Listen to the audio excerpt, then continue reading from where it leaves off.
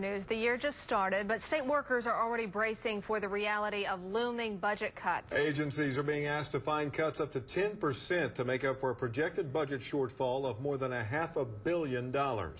News 9's Adriana Ivashinsky has more on tonight's Capitol Report. Adriana? Well, Kelly, the legislative session hasn't even started yet, but incoming lawmakers are already looking at how to make up for that daunting deficit, including new Oklahoma Governor Mary Fallin. And it appears cuts to state agencies are inevitable.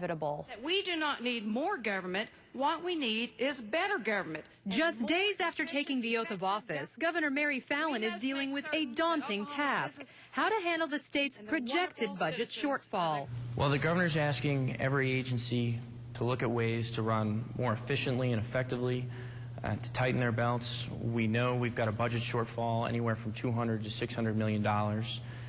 So in that climate, it's important that each agency look at ways to save taxpayer dollars and run more effectively. We've got a gap, and we've got to come up with that, how to fill that gap. State Senator David Myers is the chairman of the Oklahoma Senate Appropriations Committee. The Republican from Ponca City says budget performance reviews are currently taking place with all of the state's agencies.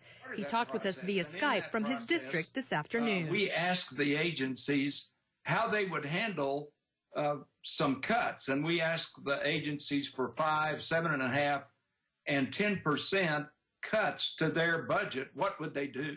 Senator Myers says some state agencies may see more cuts than others. So what do state workers think? I definitely believe a lot of the agencies do need to make cuts. However, you need to look at what agencies you're affecting. Carrie Croy is a probation and parole officer for the Department of Corrections and is also a board member for the Oklahoma Public Employees Association.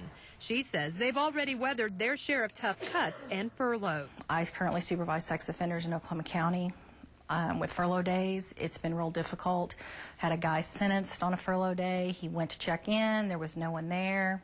He just kind of forgot about it. A month later when I found him, he said, well, you guys were closed. Lawmakers will also be looking at things like incentives, income tax, and state fees to generate revenue for the state. But Senator Myers says it will not be enough to make up for the budget shortfall. Even with these revenue enhancements and with anything else we might scrounge up, it's going to be a painful process, and the agencies are going to face some cuts.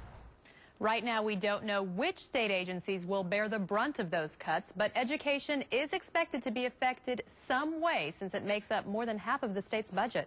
Kelly? All right, Adriana. Governor Fallin unveils her budget next month. The first day of the legislature is February 7th.